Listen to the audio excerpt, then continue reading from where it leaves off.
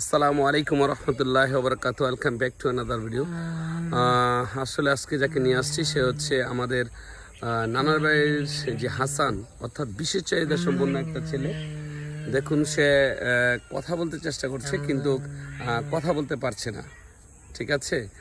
সে আসলে দেখুন তার আল্লাহর রহমতে তার নাক চোখ কান হ্যাঁ সব কিছু তার কিন্তু ঠিক আছে, কিন্তু আল্লাহ পাক তাকে ওই শক্তিটা দেননি কথা বলার জন্য।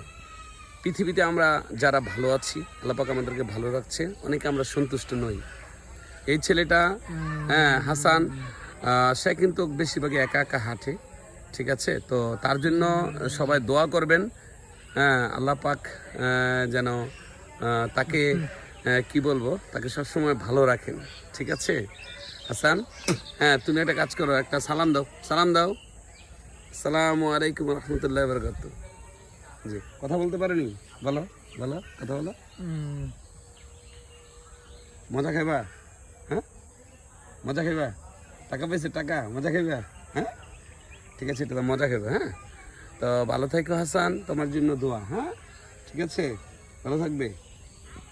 দেখুন ছেলেটা অনেক খুশি। ধন্যবাদ হাসানকে। আসলে অনেক সময় অনেক খারাপ লাগে, ঠিক আছে।